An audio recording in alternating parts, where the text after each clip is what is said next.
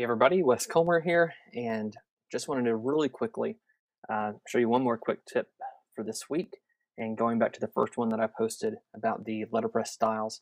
So I'm going to go back through that whole tutorial just really quick and then show you a nifty trick. So we're going to start a new document, and we want that to be 1024 by 768, 72 dpi, and RGB color. Hit OK. There we are. So first thing we're going to do is create our background. We'll go with the same orange.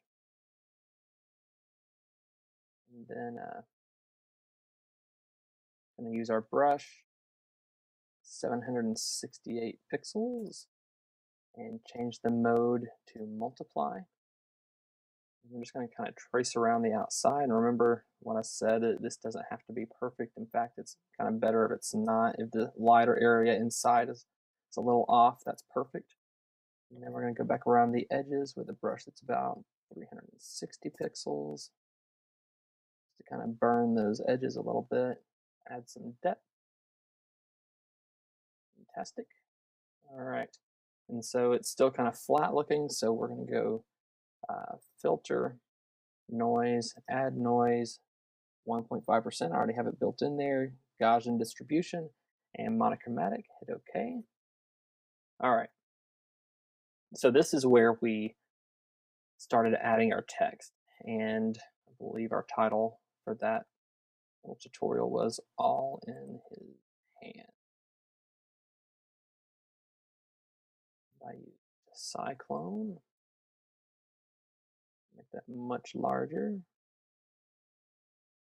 and it's all kind of squished, so pardon me while I fix my text here.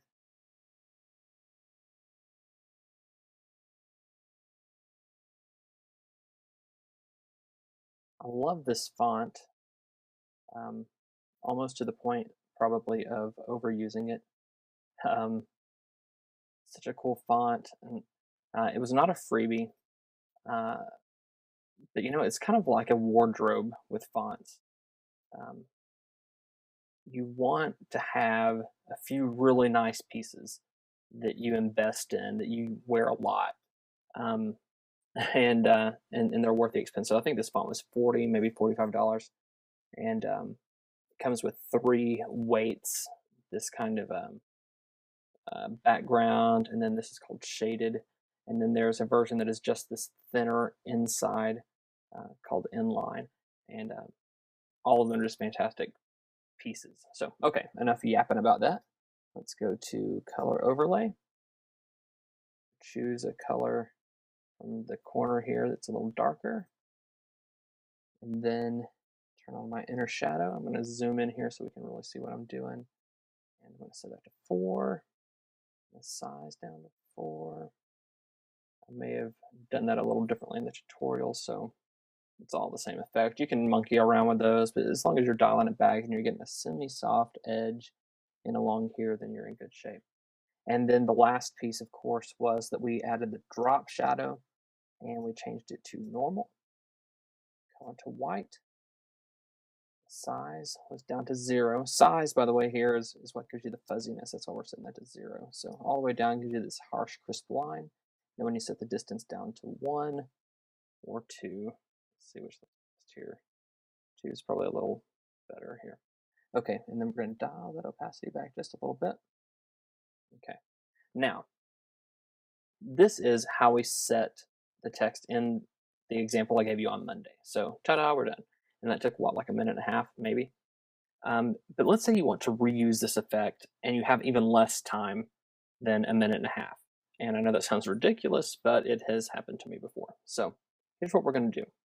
We're going to create a new layer style from this effect, but we're going to have to make some adjustments first. Because if we save this style as it is right now, you're always going to get an orange fill color. And we don't want that. So here's what we're going to do. Just so you can see what I'm doing, I'm going to turn off the color overlay, and so you can see the original color of my text here. So I'm going to go up here, Styles, Blending Options, and click on that. And right here, we got some more choices to kind of turn an effect into something a little bit more useful across multiple designs. So I'm going to take the fill opacity all the way down, and you can see already that's pretty cool. So that's something that we could put on any background, right?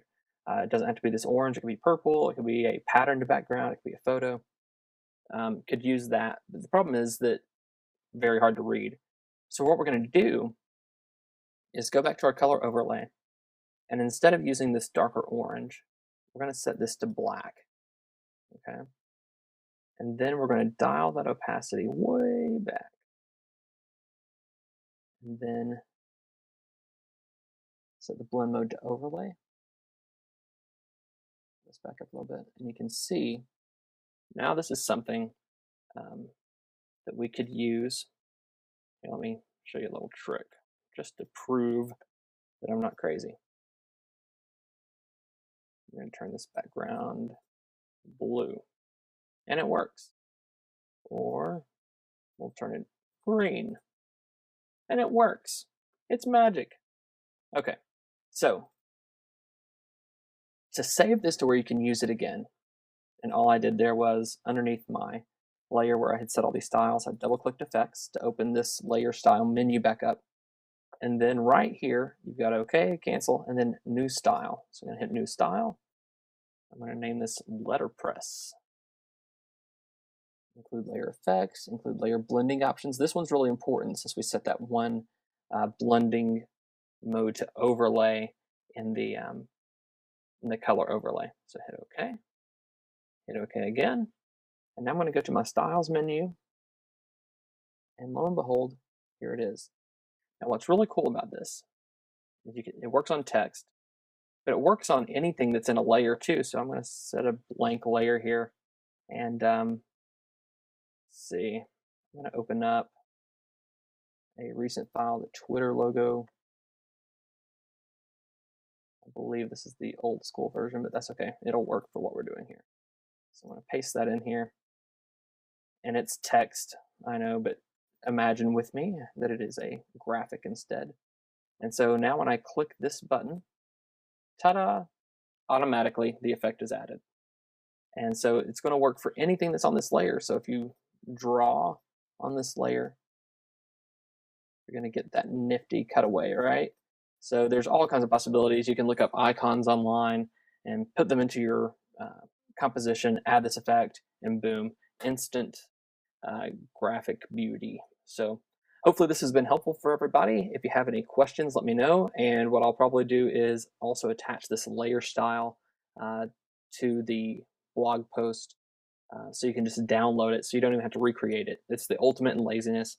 I am here to please everybody, apparently. So, okay, there you go. Have a great weekend.